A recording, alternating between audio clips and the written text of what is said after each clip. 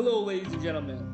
Welcome to another event of carnage and strategy in this Age of Mythology matchup between two titans. One, you have Sun Tzu, the general of strategy and warfare, versus Alex Jones. Alex Jones is a freedom activist from Austin, Texas. Sun Tzu plays as Loki. Alex Jones plays as Set. Let's see how they fare in this matchup to the death. When I entered the game, Sun Tzu asked me, "Are you even 2K?" I said, "No, but I've beat you before." He says, "LOL," and starts the game. So, as you can see, I immediately start auto-queuing villagers and send them to my closest hunt. I send 2 villagers building the granary, I send my priest to the middle of the map, and I send my hyena to the corner to scout the corner where there are giraffes, which are nice because it's always good to have hunt in the back, which is protected. I immediately research hunting dogs. Hunting dogs increases the rate at which you can hunt animals. Hunting is probably the fastest way to get food in this entire game. So as I collect my rhinoceros, I empower my granary with my pharaoh.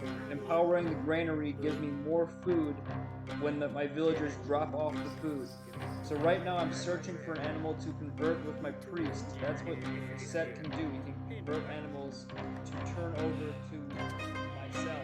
When I do that, I can scout for me, or bring them back to my base and gather food from them, so I can actually hunt animals that I have converted.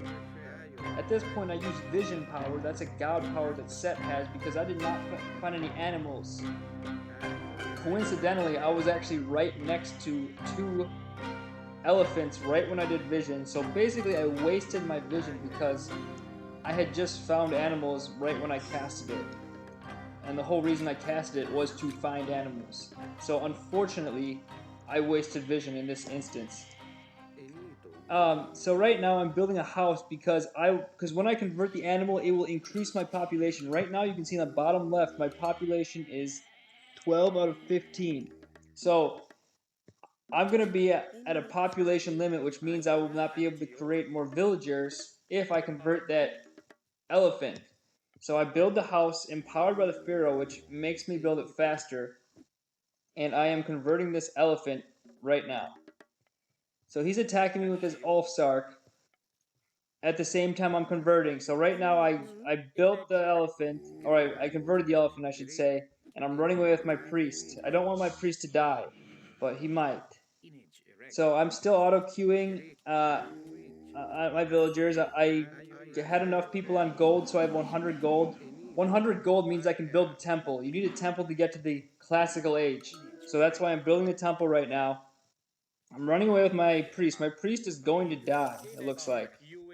He is at very low health, and he's dead. So Sun Tzu just kicked my butt right there. He killed my priest and got away without taking almost any damage. So good for him. He must have studied his Art of War book very well before this game. Luckily, Alex Jones has a trick up his sleeve himself. So anyways, right now I'm finishing up my temple, and I'm sending more villagers to food. I need 400 food to advance to the next stage. I'm moving villagers onto gold because I want to make a bunch of priests right when I advance, because I want to rush the heck out of this guy. So right now I'm scouting with my elephant because I want to find out where he's hunting. So I actually unclicked that villager, right? Because villagers cost 50 food. I had about 350 food. I need 400 to advance to the classical age. So I unclicked that one that was on queue, gave me 400, and I advanced. So right now my elephant is chasing that Ulfsark. Doesn't really need to be, and I'm scouting the map. So I'm trying to find his food. I'm gonna switch all my villagers onto gold right now. I'm going for all in rush right now. I'm not taking any prisoners. At least not planning on it. So here we go. I'm gonna convert that other elephant and then a monkey next to it, and I'm building more houses because I will almost hit my population limit when I advance. Because when I advance, I will get 2 free hyenas, and I will get 2 free dare. All of those cost population. So I'm building a house, and I also get a myth unit, a Wajet, because I'm going through That has Wajets when you advance. He's going through, I think, Forseti, so he will get a um, a troll. If you watch the previous game versus Thomas Shelby, he actually went through Forseti as well. Also was playing as Loki, so it's very similar situations. But in that game, I actually took down his beginning Ulfsark and damaged his second one almost to the point of death. So in this case, Sun Tzu you could actually say he is winning right now because of those facts.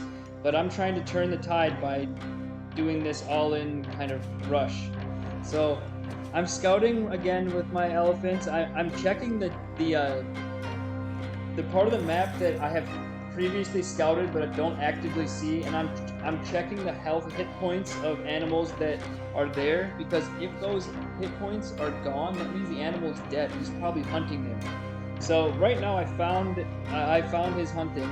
I'm moving my villagers over, and right there, after I die, there's a little bit of time where I can see, where I still have line of sight even after I die. Um, but in that case, I didn't actually use the shift onto that line of sight. Instead, I walked my elephant all the way over, and I'm going to shift using the line of sight of my elephant. So here we go.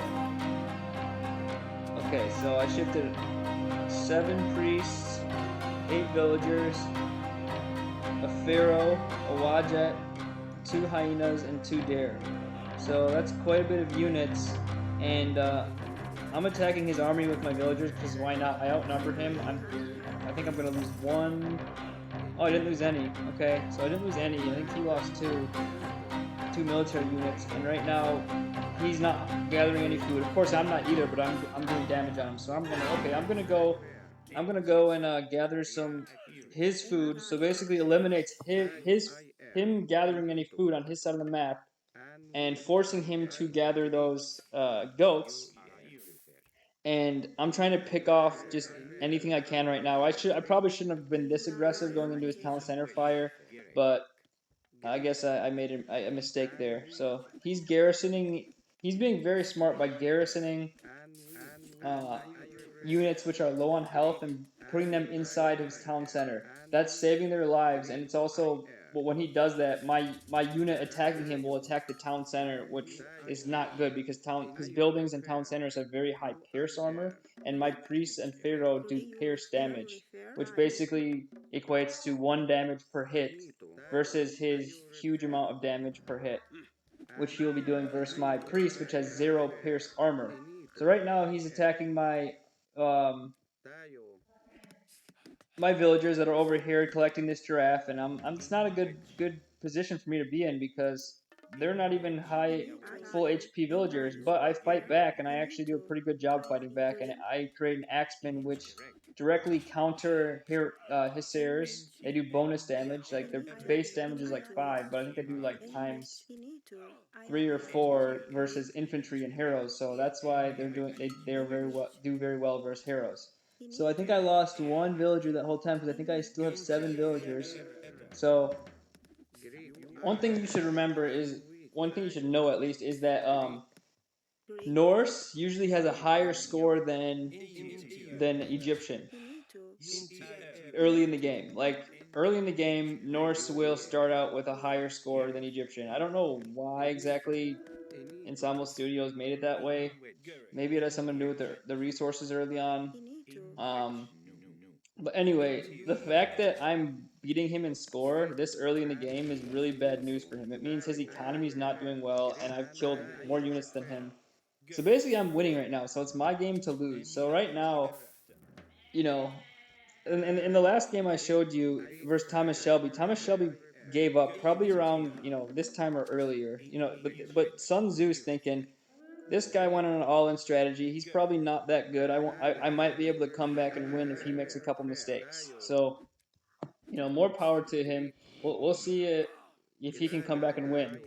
Um, so all I have to do is just not screw up, which I have a proclivity to do sometimes. So right now I am creating X-Men. I think I have a really good composition versus him right now because what can he do? He can make Hysairs, but I completely counter that because I have Axemen. I also have Priests if his Hysairs spawn a myth unit.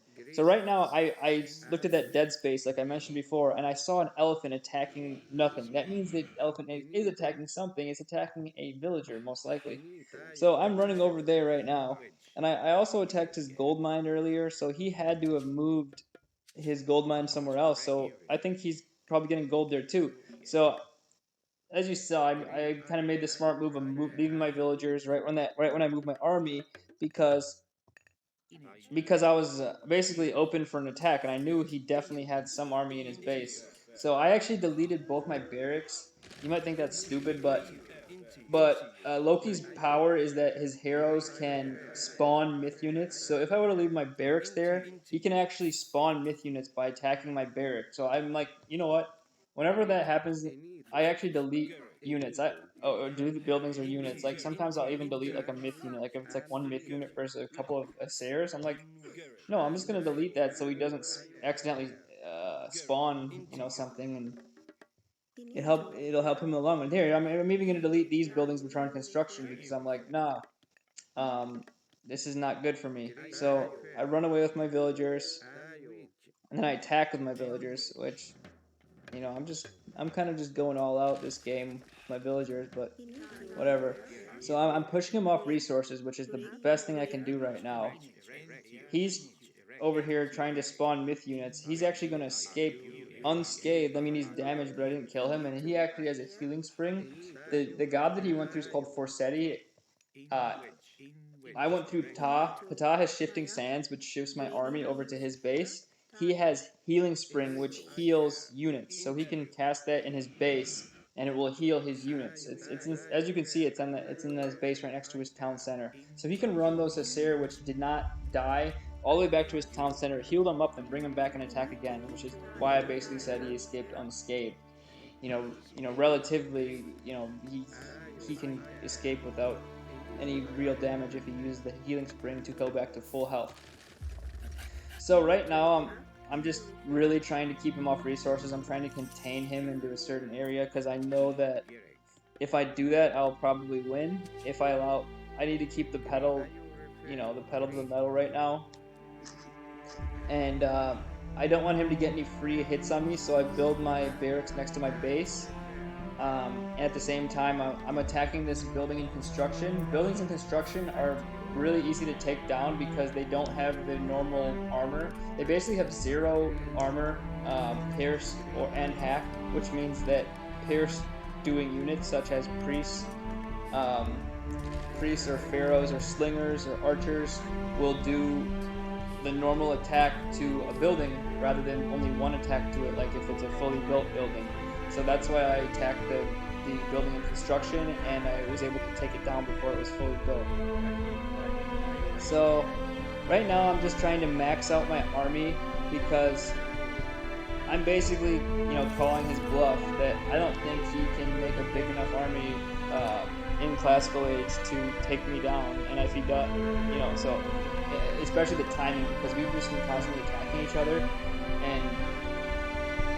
and I don't think he has enough resources or an army to beat mine right now. So I'm just trying to control the map. Like I could just not make any army and go heroic age, but that would just run the risk of him going heroic age 2 and him establishing map control and winning, because when Loki gets to the heroic age, they have the availability of battle board and flaming weapons, and that can totally change the game. One battle can shift the tide for him dramatically. Like you can basically win after one battle. So right now I'm winning, and I don't want to give that up. So I am just going all out. Hopefully he's doesn't get lucky. So unfortunately, you'll see what happens near the end of this game. But yeah, right now it's lagging, and it just seems like a little strange. Like what's going on? Like why is the game frozen? There was one observer, so I'm like, oh, it might be him. And I'm thinking, you know what? This dude just dropped on me because I think he realized I was going to do it. yeah, the guy watching, like Son of Legend, said, yeah. Instead of Biggie Black, he said, yeah. He thought I wasn't good enough. And I said something really nice. And there she goes. So, anyways, these guys are good players. Like, right now, I mean, I don't know, I was a decent player back in my day, but I don't know if I'm a great player. Sun Tzu and Thomas Shelby are really good players, and I beat them using this set strategy. So I'm just letting you know, if you're an up and coming AOM player and you want to, beat beat pros, use set or use. I'm gonna use Thor in some upcoming videos. Rushing really changes the tide. You can beat pro players by rushing. So, anyways, thank you all for watching. Have a nice day. Stay safe out there. Bye bye.